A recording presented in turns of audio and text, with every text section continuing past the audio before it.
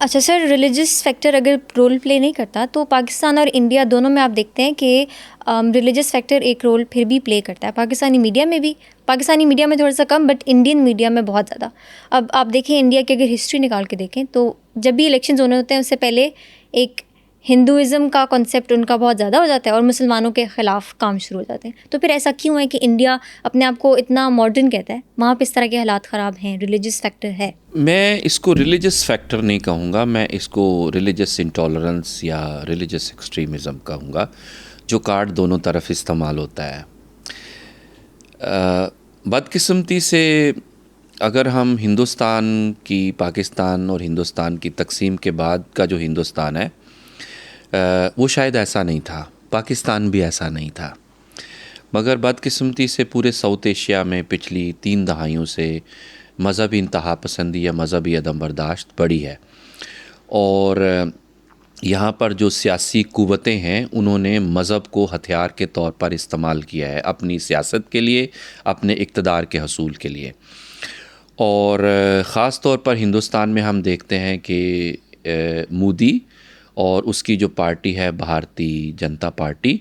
چونکہ یہ مذہبی شدت پسند ہے تو انہوں نے مذہب کو ہتھیار کے طور پر استعمال کیا ہے. ہندوستان میں چونکہ ہندو اکثریت میں ہے، اس لیے وہ مذہب کو استعمال کر کے، چونکہ مذہب کی بنیاد پر لوگوں کو ایموشنل کرنا، لوگوں کو موبلائز کرنا آسان ہوتا ہے، کیونکہ مذہب کی بنیاد پر لوگ ذرا زیادہ جلدی پگھل جاتے ہیں. تو وہ والا فیکٹر جو ہے وہ مودی صاحب اور ان کی جماعت نے استعمال کیا ہے، جو کہ ہم سمجھتے ہیں کہ اس نے ڈیمیج کیا ہے. جو ہندوستان کی ریاست کا ایک سیکولر امیج تھا، اس کو مودی کی سیاست نے ڈیمیج کیا ہے، جس کی وجہ سے ہمارے جو مسلمان بہن بھائی ہیں ہندوستان میں، جو مسیحی ہیں، سکھ ہیں، وہ سارے اس سے متاثر ہوئے ہیں، جو کہ غلط ہے. پاکستان میں بھی آپ کو پتہ ہے کہ مذہب کا ٹچ جو ہے وہ سیاست میں تسلسل سے استعمال ہوا ہے، خاص طور پر جو ضیاء الحق کا ایرا تھا اس سے شروع ہو کر یہاں پر افغان جہاد کے بعد جو شدت پسند تنظیمیں تھیں ان کو یہاں پر بنایا بھی گیا، ان کو سپورٹ بھی کیا گیا، جس کا نتیجہ یہ ہوا کہ یہاں پر مذہبی اور فرقہ وارانہ جو انتشار ہے وہ اتنا زیادہ بڑا، جو منظم دہشت گردی کی صورت اختیار کی اس نے، جس کی وجہ سے ہم نے 80-85 ہزار معصوم لوگوں کی جانیں کھوئی ہیں.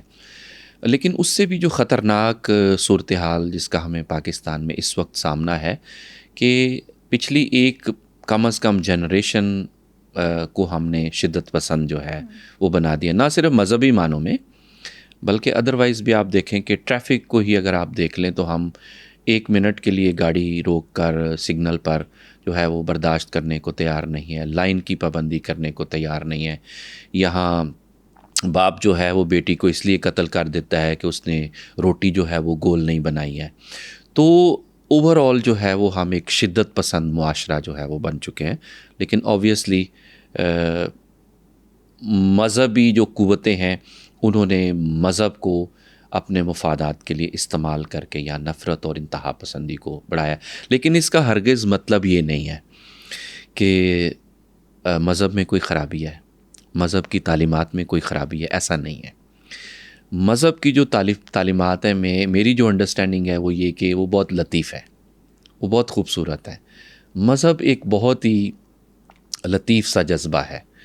جو انسانوں کو ایک ڈائریکشن دیتا ہے، کچھ پرنسپلز اور ویلیوز دیتا ہے جن کو اپنی زندگی میں، جن پر عمل کر کے انسان اپنی زندگی کو بھی بہتر کر سکتا ہے اور سماج کو بھی بہتر کر سکتا ہے، اور انہی کی روشنی میں جو ہے وہ ہم اوور آل اپنے نظام کو بہتر کر سکتے ہیں. لیکن مذہب کا سیاست میں اور ریاست کے امور میں استعمال جو ہے اس نے پاکستان میں بہت نقصان کیا.